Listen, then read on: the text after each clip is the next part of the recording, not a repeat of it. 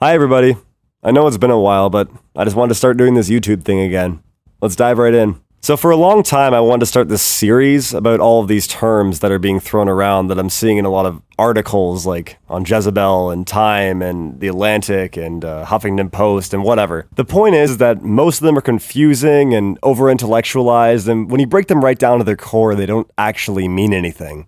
So I'm going to start this series using the Geek Feminism Wiki.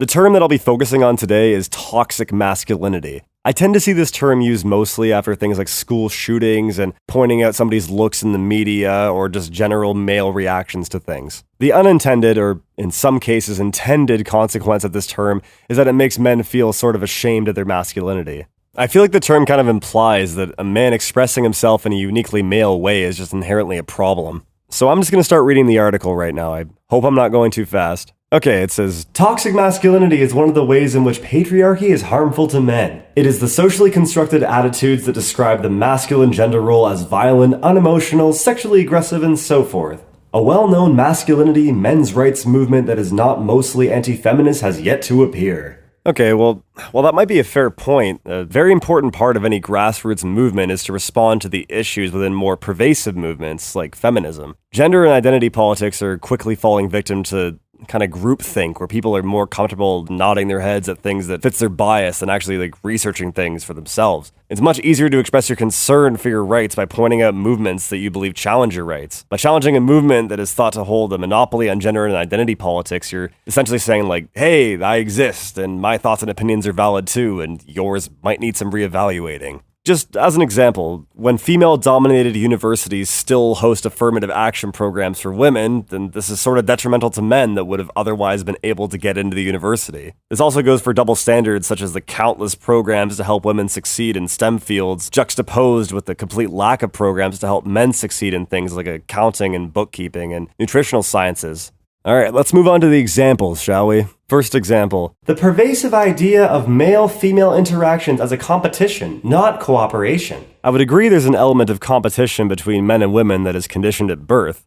As kids in gym class, some of us had boys versus girls basketball matches and so on. But to assume that this carries on to the workplace in any widespread and meaningful fashion is a little bit far-fetched to me. Men happily enter industries such as modeling, bartending, and many social sciences where women vastly out-earn men. To attribute this to toxic masculinity is suggesting that women don't feel a distinguished need to compete against men based on their gender, which is intellectually dishonest. I could agree with the statement that men and women compete against each other in different ways than they do against their own gender, but this is just not exclusive to men. The counter-argument to this is that women only compete differently against men to prove themselves in a patriarchal society. But we all know that patriarchy theory is just unfalsifiable. There are no conditions that could possibly be met that would force a feminist to admit that we don't live in a patriarchy.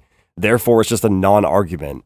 When men are denied jobs because of their gender, it's just the women responding to the patriarchy. But when men deny women, it's just more proof of the patriarchy. That's really riveting stuff. Alright, next example. The pervasive idea that men cannot truly understand women and vice versa, and following that no true companionship can be had between different sexes. Okay, these are two completely different statements with glaringly different implications. If somebody believes that men and women will never truly understand each other, then there's nothing wrong with that. A lot of men will probably never understand what period cramps feel like, or why their girlfriend is crying during an episode of The Vampire Diaries. A lot of women may never understand why some men crave danger and risk or adrenaline rushes, and that's not to say that all men and all women are like this, but these are just really general terms. It's fair to say that it's easier to relate to somebody that's biologically similar to you. This is not the same as saying that solidarity between men and women is impossible, and I think that not even the most extreme right-wing media would push a belief like that with a straight face. I mean, I'm sure some people have tried, but my guess is that they were booed out of the newsroom. It's very politically incorrect and socially unacceptable to suggest that men and women can't or shouldn't be companions. To claim that this line of thinking is a problem with masculinity and is even mainstream is just ludicrous. Next example. The expectation that real men are strong. This isn't so much an expectation as it is a favorable masculine trait. If you ask the average woman if she would prefer a skinny, weak man or a tall, burly Hercules doppelganger, I don't think the answer would surprise you. There's nothing wrong with aspiring for physical excellence. As for emotional strength, I think this example is mixing up strength with composure and stoicism. Both men and women are valued for their ability to view stressors and obstacles through a clear and logical lens. I agree that there's a bias for men to maintain composure more than women, but I fail to see how that's toxic. This is the result of sexual dimorphism in neuroscience. Women as a whole feel certain emotions more deeply than men do, so things like crying and talking about feelings are perfectly normal behavior between women and somewhat rare among men. Yes, some women are hardened and some men are sensitive, but these are mostly outliers. Having been a man for a few decades, I've certainly felt some pressure to maintain composure and not be too emotional, but only to the same extent that I feel other societal pressures, like to get a job or go to school. We're often taught things because they help to lead us to functional normalcy, which will make our lives easier and help us fit into society.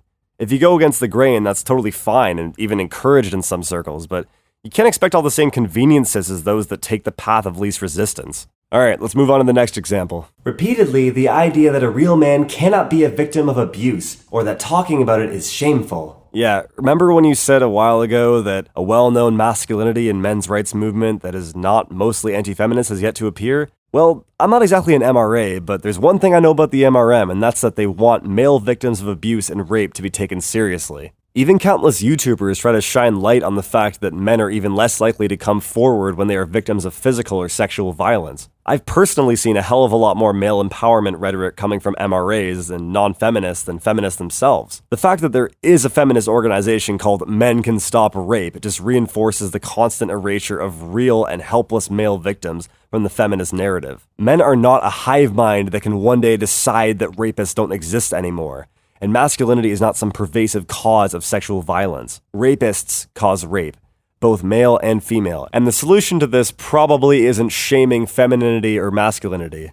Next up, men are just like that. The expectation that real men are keenly interested in sex, want to have sex, and are ready to have sex most, if not all times. Okay, this is yet another result of being a sexually dimorphic species. The male sex drive is almost incomparably high compared to the woman's. Although women and men report similar levels of enjoyment during sex, the pursuit of sex is a mostly male activity, which is why we have this divide where men court women and women often expect to be wooed by a man. Though there are many conflicting studies which come to different conclusions, the general consensus is that the female sex drive is more complex.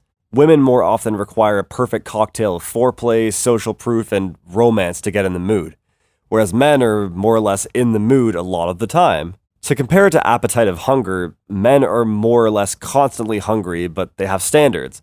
They won't just eat any old thing, and they have restraint, but if you put something good in front of them, they'll more often than not at least be tempted to eat it. Female sexuality is more like being at a 5-star restaurant. They have high standards and would rather not eat at all than settle for less. If something is off, like the presentation, the texture, or the time it took to get there, they might just refuse. Their hunger isn't innate, it's aroused by the perfect dish. Now, I'm probably oversimplifying, but this is just some general analogy I cooked up. I found it difficult to find peer-reviewed studies on this topic supporting my position or the opposite, but I think you need only look at things like prostitution, strip clubs, and the adult film industry, and the desperation for nightclubs to bring women in the door just to see that the pursuit of sex is, as stated, a male activity. Again, this isn't toxic or wrong, it just seems to be a biological reality. Next. The idea that real men should be prepared to be violent even when it's not called for. For example, a common response to women's tales of experiencing street harassment is for a man who's listening to say, "If I was there, I would have punched the harasser." This is problematic. Okay, this is honestly something that I wish all women would agree with, but unfortunately it's not. Of course, it can be hugely annoying to have to deal with that macho douchebag that wants to fight everybody that looks at his girl wrong, but that guy isn't exactly encouraged by society. He gets kicked out of bars and broken up with. That's pretty much the end of him. What's encouraged is strength and the ability to control situations. On a biological level, women go for tall, muscular men, and this is because of an evolutionary desire for protection. In ancient times, women were rendered fairly helpless when they got pregnant, so choosing a strong, battle-ready mate was a pretty logical choice. We've evolved preferences somewhat since then, but our basic desires remain relatively similar. And to be honest, I've known a hell of a lot more women that have just been thankful when their boyfriend or a friend stands up for them than those that have just gotten pissed off and called it toxic. There's also nothing innately wrong with either gender wanting to protect their partner from sexual advances from other people. It just so happens that since men are physically larger and stronger than women on average, that they bear this cross more often. Alright, 2 more. Though not reinforced much in fictional media, in real life it is widely expected that a man would abandon his pregnant girlfriend and is incapable and or unwilling to take responsibility. Now, this one doesn't even make sense. So the male-dominated media doesn't support it, but it's part of masculine culture? So how is an unfair stereotype against men an example of toxic masculinity? If anything, this is just an example of women making assumptions about male commitment. And I also think it brings up an important issue regarding male reproductive rights. We live in a world where post-conception, a man has absolutely no say in whether or not he wants to commit to fatherhood. If an accidental pregnancy occurs, even if it was intentional on the woman's part, a man is forced to pay child support for decades. A female rapist can sue her rape victim for child support, even if that victim is underage. Yet feminists still find some way to make this the fault of masculinity and the patriarchy. There isn't much more to say about this, to be honest. It's honestly just a poorly constructed argument, and I'm not even sure why it's listed here.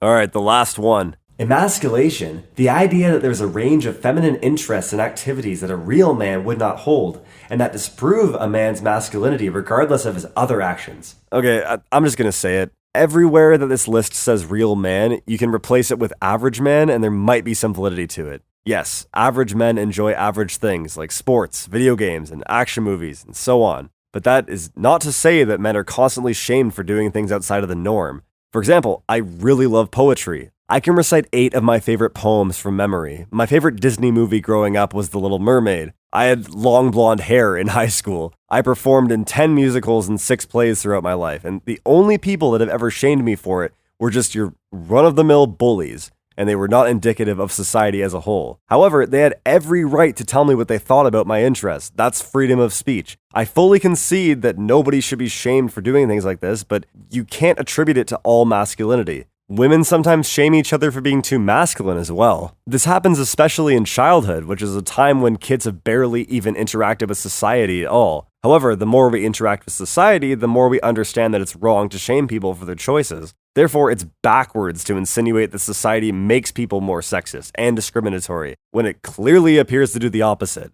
Thank you for watching, guys. And honestly, if you enjoyed this, just let me know. I plan on making more videos, and the more you guys give me feedback, the more I'm going to make. So thanks very much for watching again. Don't forget to like and subscribe and all that stupid shit that validates my existence. I'm The Quiet Plate, and I will see you next time.